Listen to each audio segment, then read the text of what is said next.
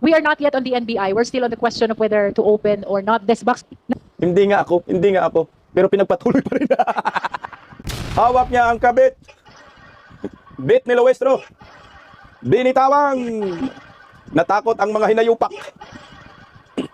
Nabuksan ang mahiwagang box, the mystery box, kung saan ang laman ay ang ITR ng mag-asawang Mans at Inday Sara Duterte.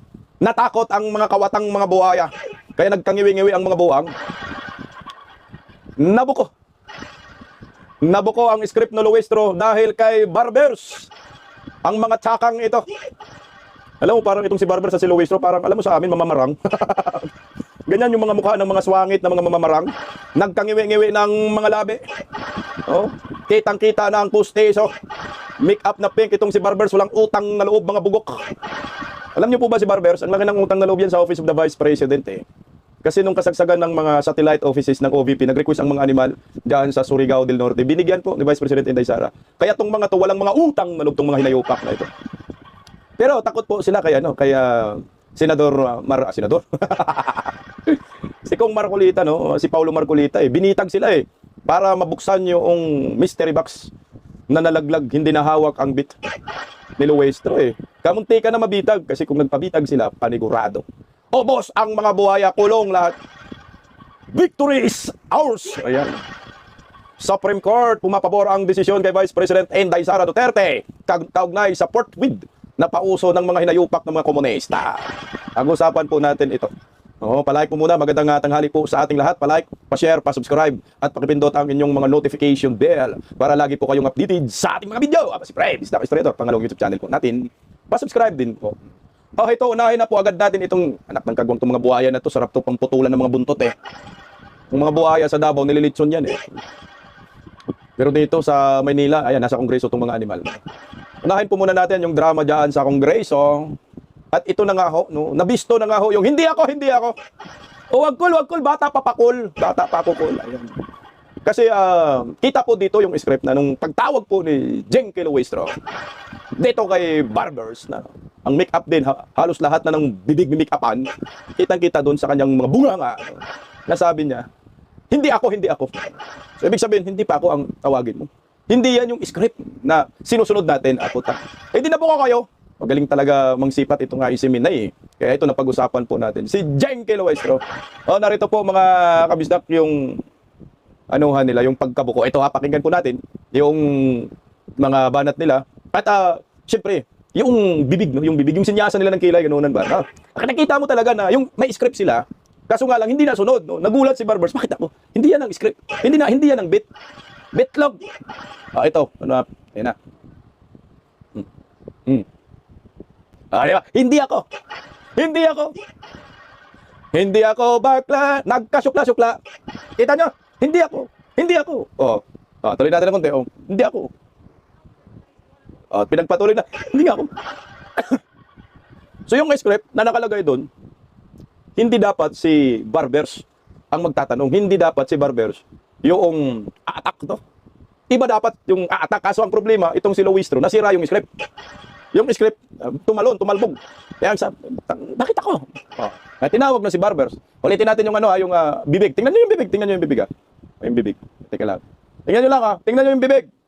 We are not yet on the NBI. We're still on the question of whether to open or not this box.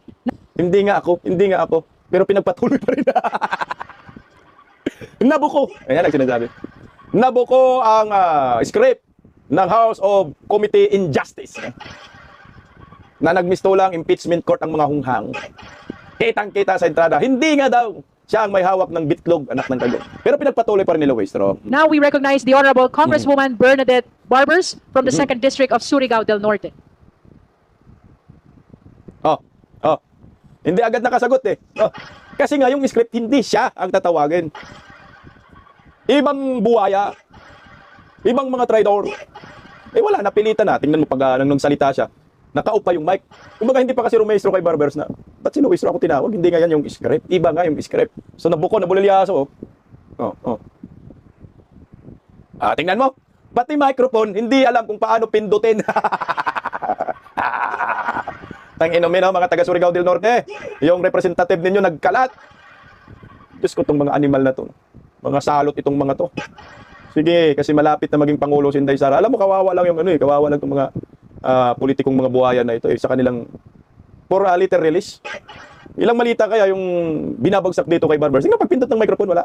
Kasi nga may script. Kung walang script yan, bakit kayo kitang-kita sa mga bibig nyo? Hindi ako. Para bang nangingilag siya, hindi ako yan, hindi pa ako, mamaya pa ako, pero napilitan na siya dyan. Maski dito si yung NBI na matibag, na tabla rin naka-flood control yung asawa dyan sa Laguna, hindi rin makapaniwala agad, no? Na tinanong agad siya. Ito. Good morning, Madam Chair. May clarificatory question po ako kay This is for? The question is addressed for. We are not yet on the NBI. We're still on the question of whether to open or not. Hindi nga daw siya. NBI yung clarificatory question niya. Hindi nga daw siya nga pa, hindi pa. Bakit mo ako tinawag? Naman pala, nakalagay sa script na hindi pa ako. Kasi ang tinatanong ko, NBI yung nakatuka sa akin. Di ba ang liwanag ng mga drama ng animal na ito, ng mga script na yan? Paano? Anong itatanong niya dito? Yung nakalatag sa kanya na script, magtatanong ako sa NBI. Pero tinawag na ni Luis Ro, ang sabi ni Luis Ro, not yet in NBI. Kaya ang nangyari, pinagpatuloy na lang, pero bulilyaso na, buko na. Kayong mga buhay kayo, may mga script kayo. Kaya pinagpatuloy na lang nila. Ayan na talaga naman mga labi na Next yun. box, would you like to be called during the time of the NBI? Yes, later. Thank you, Honorable Barbers. Tingnan mo. Hindi siya pinagpatuloy. Kasi NBI yung nakatuka, pero hindi pa daw NBI, yung box pa. Sige nga, ito, tuloy na natin. Next to raise clarificatory questions is the Honorable Bernadette Barbers. Kaya dyan na, tinama na nila. Binalikan na si Barbers. Clarificatory question. Pero kita mo naman na may script talaga. Nabuko nga. No? Takay na, hindi ako, syokla. Wala na, huli na. Diyan pa lang makikita mo na itong mga to, meron talagang sinusunod na script. Alam naman natin yan na may script. Kaso nga lang, itong mga buhayan, nahuhuli sila. No, sa kanilang mga kagaguhan, nahuhuli ng taong bayan. Kamalas nila. Dahil merong mga social media na ngayon, may mga vlogger na, pag kunti lang pagkakamali ninyo dyan sa hearing ninyo, durog talaga kayo. Sige, pagpatuloy na natin itong si Matibag, no? Kasi matindi yung paninira niya kay Inday Sara, red alert daw ang mga animal. Ito. Good afternoon, Madam Chair. Clarificatory question lang po para kay Director Matibag. Ayan na. Good afternoon, Director Matibag. Good afternoon. Kasama din po ba sa video yung tungkol sa pagbibitiw sa tungkulin ni VP Duterte bilang miyembro ng kabinete ni Pangulong Marcos at saka bilang Secretary ng Department of Education at bilang Vice Chair ng NTF-LCAP or the National Task Force to End Local Communist Armed Conflict? Yes, good afternoon. That question. Lol, no? Ganun si Matibag. So yung video daw ni Inday Sara, yung nag-resign siya, isasama sa pag-iimbestiga. Utang na yung sinabi ni Inday Sara na designated survivor. Alam mo, ang bababa ng level tong mga animal na ito. Agent, NBI agent, designated survivor, pelikula ni Inday Sara. Pelikula sa Netflix. Pinatulan, inimbestigahan din. Kasi nga, i-assassin daw kasi si Bangag. Si Inday Sara daw nagpa-assassin, kinuntak si John Wick. Putang inumin talaga naman. Yan talaga. Question, I would like to direct to John Mark Calilong. He was the one who authenticated the videos na dinala namin at sinabit dito. Yan na. Designated survivor. Secretariat, please play the video. Anong krimen dyan? Earlier today, June 19, 2024, I sought an audience with the President and tendered my resignation as the Secretary of Education effective July 19, 2024. I have given my 30-day notice to ensure the proper and orderly transition for the benefits of the next Secretary. Pangalawang tanong po. Yun naman pong video Teka muna rin, designated survivor, sunod eh. Anong connect doon sa designated survivor? Kasi nag-resign na. Si Inday Sara, pinipli nila. So yung pag-resign, kinulayan nila. Tapos after kasi ng pagsabi ni Inday Sara, meron pang isang video kasunod, designated survivor. Mga ilang araw yata nakalipas kasi na ni Bangag, yung ng kagwang yung, alam mo yung pangluloko na ba, pambubudol na suna, no? Ito yata yung baha na 5,500 in-announce. Na-interview ulit si Inday Sara kung pupunta ba. katapos niyan na biglang sinabi niyang hindi na raw siya dadalo sa SONA ni PBBM at ina-appoint niya yung sarili niya bilang designated survivor. It was considered during our investigation, Your Honor. Okay. Did you submit that video also? Yes. Secretariat, kindly play the video. No, no,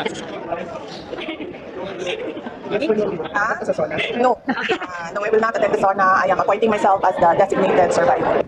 Putang ina, no? Pati ba naman dyan? Yan po yung video. Ay, anak na mga script na yan, ha?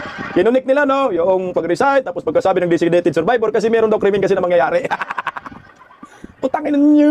Sarap ninyo pag numerahin kaliwat kanan, mga buwisit kayo. Naging nga tuloy, oh. Video, pinatotohanan niyo po ba na yan yung inyong inimbestigahan? Yes, kasama po sa conduct of investigation and an ongoing investigation po. Okay. Maraming salamat po. Ayun lang yung papel mo, Barbers. Ang inumin nyo. Ito alam mo, ang bububo ng mga kongresista ngayon, no? Ang daming bubo. Mag-research ka nga kayo. Alam mo yung designated survivor kasi, iba naman yung ibig sabihin nun. Ang designated survivor, parang may pelikulang designated survivor, na nung binumba yung presidente, yung isang opisyal ng gobyerno, siya na lang yung natira ng opisyal ng gobyerno kasi siya naging presidente, kaya naging presidente. Yun yung designated survivor. Puta, kinulayan ng mga buhaya. Pati si Matibag mag-imbestiga na rin tungkol dun sa designated survivor. Kasi nga, si Inday Sara daw, may nahinire na daw na John Wick para gurgurin si Bangag kasi gusto nilang ipalabas na totoo yung mga banta di umano kay BBM, no? Na sinabi ni Inday Sara doon sa video conference na yun. Anak ng kagwang, kung ikaw magbabanta, bakit mo in-announce pa, presidente pa, ng bubo niya? Di ba, Barbers, no? Putang ng mga bobo na yan, kung matalino naman tayo at mga taga-surgap at mga bobo itong mga to. Ito, pakinggan natin itong kasunod na video na rin to. Bago pa ang botohan ay kinumpirma na ng National Bureau of Investigation o NBI na lumabas umano sa kanilang investigasyon na may mga kinausap ng hitman si Vice President Sara Duterte para patayin sina Pangulong Bongbong Marcos, First Lady Liza Marcos at Noy House Speaker Martin Romualdez. Nakatutok live. Ang tindi ng script, no? May hitman daw talaga, kinausap si Inday Sara, si John Wick. Palol, Matibag. Ang problema ho nito, kung gawa-gawa ng hitman tong mga animal, no? Kukuha ng hitman doon sa bilibid, no? At ipapalabas na, sabihin mo, ikaw yung hitman, total putang ina, sa bilibid ka naman na eh. Anytime pwede ka makalabas pag magtagumpay tayo, bibigyan natin ng award, di ba? Ganun sila eh. Tingnan mo si Aling Gloria, no? Si Aling Gloria, magsinungaling ka. Sabihin mo, binigyan ka ng sobre ni Inday Sara, pagkatapos yan, ipromote kita, gawin kitang komisyoner. Nak ng kagwag talaga naman. Ayan yung mga galawang demonyo. Yun yung, huwag na tayong magtaka. Kung yan ang gagawin ni Matibag, na walang utang na loob tong animal na ito, naka-flood control din yung asawa niya, na Team Malita rin po ito, no? Na meron silang ilahi harap na John Wick. Anak ng kagwang talaga naman, no? Ito tuloy, Ian Koo. Ian? Yes, Pel, sinabi nga ng NBI na may lead na sila sa posibleng kinausap umano ng Vice Presidente sa diba? banta nga nitong pagpapatay kay Pangulo, kay First Lady at dating House Speaker. At ayon pa nga sa NBI, posibleng nasa paligid lang ito ng Vice. Matibag ang bubo mo. Ginawa mong taka yung sarili mo dito, nasa paligid lang daw ng Vice Presidente si John Wick, no? Sa impeachment hearing ng House Justice Committee laban kay Vice President Sara Duterte, pinalabas ang video ng Vice ukol sa kanyang munong pagbabanta sa buhay ng Pangulo, First Lady at dating Speaker noong November 23, 2024. Ninyong lahat, Martin Romualdez, Liza Marcos, Bongbong Marcos. Huwag kang mag-alala, ma'am, sa security ko. Kasi may kinausap na ako na tao. Sinabi ko sa kanya, kapag pinatay ako, si BBM, si Liza Araneta, at si Martin Romualdez, no joke. No joke. Nagdilin na ako, ma'am. Pag namatay ako, sabi ko, huwag ka tumigil na. And he said yes. Ayon sa National Bureau of Investigation o NBI na nag-imbestiga sa insidente, ang sinabi ng Vice ay may tuturing na inciting to sedition. So, batay po dyan sa sinasabi ninyo at sa napanood po nating video earlier, yung po bang ginawa ni VP Sara ay inciting to sedition? Based on the investigation conducted by the NBI, a complaint referred by the NBI, which includes inciting to sedition, contains all the necessary evidence to prove the essential elements of the crime and should be docketed for preliminary investigation. May tuturing rin daw na grave threats ang ginawa ni Vice President Duterte. Yung po bang ginawa ni VP Sara, grave threats po ba yun? Ang naging findings po ng NBI, the acts of the Vice President constitutes grave threats. Batay sa Paano nagiging grave threats ang animal? Matibag ang bubo mo. I-play nyo kasi yung buong video. Bakit yun lang yung piniplay ninyo? Na-chop-chop lang ninyo Splice video. Meron kasing nagtanong dun na vlogger Sinabi ka kasi na, Vice, mag-ingat ka. Kasi, di ba kasagsagan ng panggigipit talaga tulong-todo. Kasi baka may gagawin sa'yo ng masama. Kasi dapat sabi ni Inday Sara, di ba noon, merong gustong gumurgur sa kanya. Pero sabi ni Inday Sara, kung may mangyayaring masama sa akin. Putangin na dyan pa lang That's a conditional trait. Mangyayari yan pag magurgur na si Inday. Sino bang patay na babangon para maghiganti? Wala yan. Mangyayari yan kung may mangyayari kay Inday Sara. Anak ng kamote. Buhay pa man si Inday Sara. Kung nga that's a conditional trait. Binago lang ni Matubag, Tibag, tanong kasi sabi yun, hindi. Kung may mangyayari sa akin, meron na akong kinausap. Gorgorin itong mga animal na ito. Mga salot itong mga to. Huwag tumigil hanggat hindi sila makaiganti para sa akin. Di ba? Pero, di ako naniniwala na may kinausap si Inday Sara. At hindi ako naniniwala na yan ang pagbabanta. Kasi kung may gagawin kang masama sa isang tao, bakit magsabi ka pa dyan ng live sa social media, maraming nakatutok? O sige nga, that's a common sense. Siyempre, yung bugso ng damdamin ni Inday, yung alab ng damdamin na pinanggagawa ng animal ng mga buhaya, mga kongresista dyan sa kongreso, sa kanya mga staff. Ganun dun. Yung naramdaman niya, isipin mo yung si Sulaika, ipapakulong mo sa correctional, walang kaso, putang ina. Pero ngayon, sabi ni Matibag, meron daw, grave threat talaga. O, nasan si Bangag? Alam mo, si Persitabi, galit na galit sa mga Marcos, pero kinain nila si Marcos, no? Nagkain suka sila. Talayo. Revised Penal Code, ang grave threats ay pagbabanta laban sa isang tao sa kanyang dangal o ari-arian at sa kanyang pamilya. Dagdag pa ng NBI, nakitaan din daw nila ito ng reasonable certainty of conviction. Okay? Sabi nga ng NBI, there is reasonable certainty of conviction against Sinong nagtatanggol kay Bangag? Ayan, mga komunista. Makasama, nagiging corned beef. Galit sa mga Marcos. Pero may concern daw sila kay Marcos kasi may grave threat. Bakit sila nagka-concern? Kasi kalaban nila mga Duterte. Utan, niluloko yung tambayan. Ngiwi pa. Ayusin nyo yung ngiwi ninyo. Nak ng kamote. si VP Sara on 1 count of inciting to sedition and 3 counts of grave threats. Kung hindi tama ang ugaling ito para sa second highest official of the land, mas lalong hindi po ito karapat-dapat para sa isang tao nag-aambisyon na maging highest official of the land. Application. Sinasama talaga din yung highest official of the land, ha? Mag-aambisyon. Di maliwanag. Na yung script ninyo ay para lamang mapin down si Vice President Inday Sara Duterte. Pero hindi po yan pinalampas ni Marcolita, Congressman Paulo Marcolita. Kasi kung totoong may grave threat, anak ng kagwang, bakit buhay pa si Bangag? No. Banatan mo nga kung Paulo Marcolita at saka bakit nakapagnakaw pa si Romualdez. Nalimas pa kanila yung mali-malitang pera, putan. Sarap ninyo pagbarangin. Bakit buhay ka pa Bangag? The video that was played earlier, I was referring to the video which is the bone of contention, the very basis of why there was an alleged threat to the life of the president. Yung pong nagsasalita si Vice President Sara Duterte dun sa isang kwarto na madilim. And I have a copy of a more complete video. And I can say that the video was spliced and edited out. Meron pong mga tanong doon that led to the Vice President's response. If I may read, Madam Chair, ito po yung tinanong ng isang vlogger by the name of Princess Maui regarding Project Romanov. Baka po totoo yung sinasabi nila or naririnig namin na may Operation Romanov sa inyo na balak kayong ubusin. Bago po niya binanggit yun, ni Sara Duterte, meron pong nagtanong sa kanya na vlogger about it was a concern about the threat on her life. So, ang Project Romanov ay hindi talaga para magplano na sa buhay ng ating Pangulo, kundi initially para ubusin ang mga Duterte. Correct. Kasi dito sa tunong ni Princess Maui. And I have a copy of the more complete video, Madam Chair, if you so desire to be furnished the copy of the video. And if I may add, Madam Chair, the statements made by VP Sara Duterte is mere political hyperbole rather than a true threat. Philippine courts have historically protected harsh, even offensive political rhetoric when it lacks a specific imminent call to lawless action. Impeachment cannot rest on rhetorical severity alone. Impeachment requires a disciplined inquiry into proof, intent, context, and official misuse of power. The statement was conditional on her own alleged killing, was later explained as an expression of concern for her security, and remains the subject of an unresolved criminal and investigative process. Sinabi nga po ni VP Inday Sara na siya mismo nagsabi that the remark was a plan without flesh and that the condition was her own death first, based on the Al Jazeera interview dated 26th of November 2024.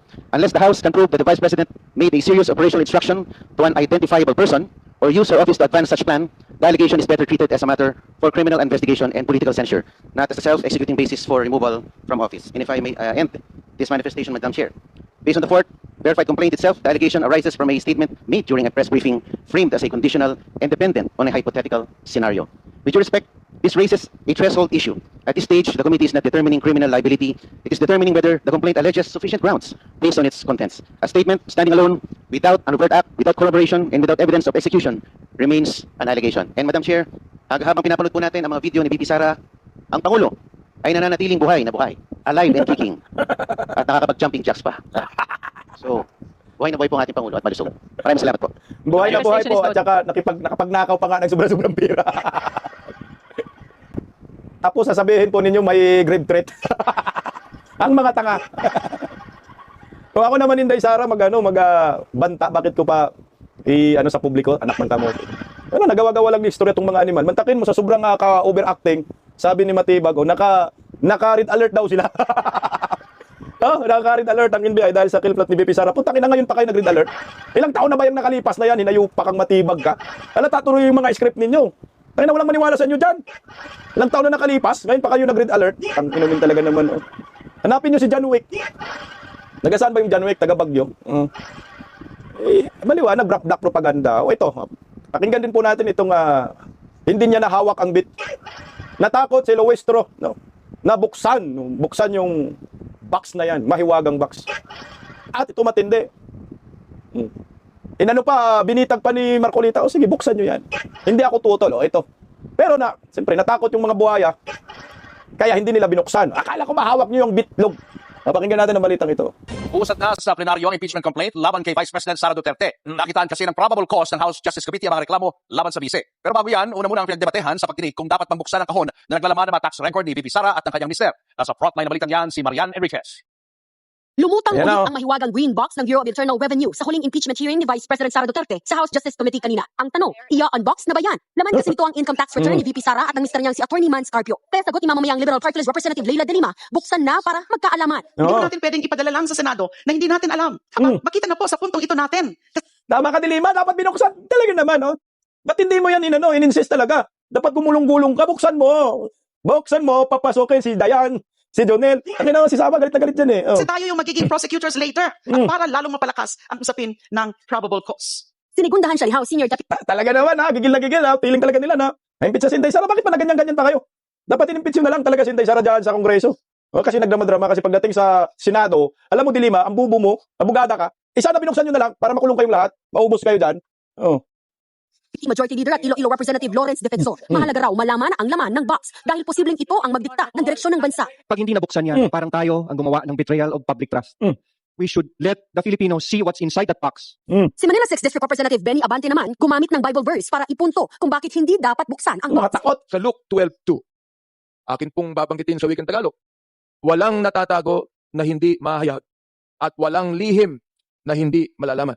Keep it still right now. Di mo mas maganda Mga takot. na may suspense? Eka nga. Diet pa ni Abante, hayaan na ang unboxing ng anyay Pandora's Box sa Senado. Bakit daw ba nagmamadali? Ganyan din ang posisyon ni Akbayan Party List Representative Shell Jokno. Ibigay na lang daw sa Senado na tatayong impeachment court ang pagbubukas ng Mga tax takot. record ng mag-asawang Duterte at Carpio. Dahil kung ang usapin ay ebidensya, sapat na raw ang nabulatla sa Kamara. If we are talking about probable cause, para sa akin ay nandyan na ang ebidensya. Sapat na yan. Sa gitna naman ng pagtatalo ng mga miyembro ng Justice Committee, umeksena si Congressman Paulo Marcoleta na hindi miyembro ng komite. Pero bago pa man siya nakapagsalita, bahagyang nagkatensyon. Pinuna kasi ni Abante ang maling pagtawag ni Committee Chairperson Jervy Luistro kay Marcoleta bilang her. I just would like to make it clear. He is he. He is he. I stand corrected. Mag-away ng mga buhaya. I just want to because you said twice, her. All right. So I'm I would like to addressing find out them. she is a she or he. Sa huli, inaprubahan ng komite ang mosyong burahin. Sa record ang naging usapan na yan dahil wala daw itong kaugnayan sa dinidinig na impeachment complaint. Nang bumalik ang spotlight kay Marcoleta, Marahil ay inaasahan nyo na ako po ay magbibigay ng manifestasyon para tutulan ang pagbubukas ng box na yan mula sa BIR. Ang katunayan po, ako po ay hindi tututol. You may go ahead and open it all you want. Sabi nga ni Madam Chair, hawak niyang bit. Sino ba naman ako para pigilan ito? Sabi nga ng kanta, huwag mong bibitawan. Huwag niyong bitawan yung box. Oo. So I dare the committee to open the box, but with a caveat, siguraduhin niyo po na hindi kayo nakalalabag sa batas. At sinabi rin po ni Popoy sa pelikula, I deserve an explanation. I deserve an acceptable reason. Siguraduhin niyo po na kung bubuksan niyo yan, meron po kayong acceptable reason na naayon sa batas.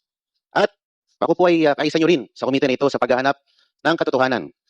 Pero sa ating paghahanap at pagsiliksik ng katotohanan, siguraduhin po natin na tayo po ay hindi nakalalabag sa ating mga batas. Maraming salamat po, Madam Chair. And I hope that as we decide on this matter, this will not lead us to starting over again. sa huli 38 kongresista ang bumoto na wag buksan ang BIR box ng mag-asawa. 6 ang nagsabing buksan.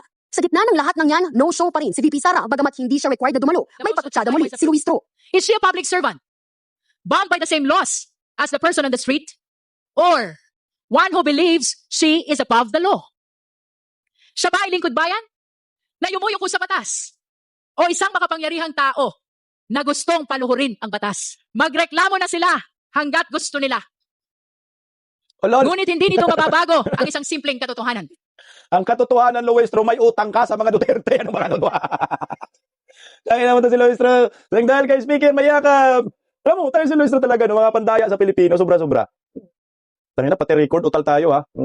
Wala na, duda na talaga ako dito kay Kukak ng kapangyarihan. Kahit hindi ako naka-live, ha? Utal lang, ha? Ang katotohanan, magbayad ka ng utang. Ang katotohanan, 9 million, hindi ka nagbayad.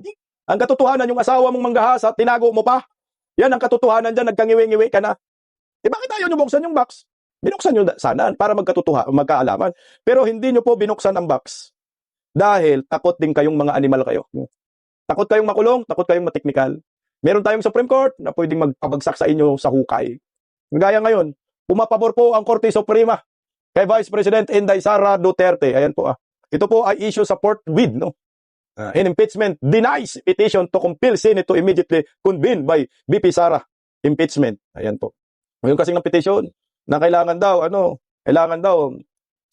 gumalaw na ang Supreme Court agad. Bakit gagalaw? Wala pang decision tong mga buhaya eh. Supreme Court of the Philippines sa botong 14-0-1. Ito po yung mga bumoto. Sagis, may pag-asa pa talaga tayo dito ang Pilipinas. Ay nagpasya na nasa Senado kung kailan sisimulan ang isang impeachment trial. Kaya natuldukan na ang debate tungkol sa salitang portwid sa konstitusyon. Sa desisyong isinulat ni Rudy Salamida, ibinasura ng Supreme Court in bank ang petisyon ni Catalino Aldia Generalio Jr. na humiling na pilitin ng Senado na agad magtipon bilang impeachment court. Nilinaw ng hukuman na bagamat sinabi ng konstitusyon na dapat magpatuloy ang paglilitis ng portwid, wala itong itinakdang eksaktong takdang oras o deadline. Pinaliwanag ng Supreme Court ang salitang portwid ay nagbibigay sa Senado ng kalayaan maghanda bago simulan ang paglilitis basta't walang hindi nakatatwirang pagkaantala. Salungat sa payag ng petisyon, ng nagpetisyon, natuklasan ng Supreme Court na kumilos ang Senado sa impeachment complaint sa tamang panahon. Tuloy, bagamat inaatasan ng konstitusyon ng House of Representatives of the Philippines na kumilos sa loob na tiyak na bilang ng session days sa isang impeachment complaint, wala itong tinutukoy na eksaktong panahon kung kailan dapat simulan ng Senado ang impeachment trial. Sinabi lamang na ang paglilitis ay kaagad na magpapatuloy. Kaya ang oras nito ay nasa pagpapasya ng Senado ayon sa hukuman. Binigyan din ng Supreme Court ng salitang portwid sa Article 11, Section 3, 4 ng Konstitusyon ay nangangahulugang sa loob ng makatwirang panahon na may maaring mas mahaba o mas maikli depende sa sitwasyon sa bawat kaso. Dinigdag ng Supreme Court nito, ang kalugan nito ay nagbibigay daan sa Senado na gawin ang mga kinakailangang paghanda upang makapagtipon bilang impeachment court. Ayan, iyak na naman sila. Pumapabor na naman yung mga Supreme Court justices kay Vice President Inday Sara, iyak naman ng mga buhaya.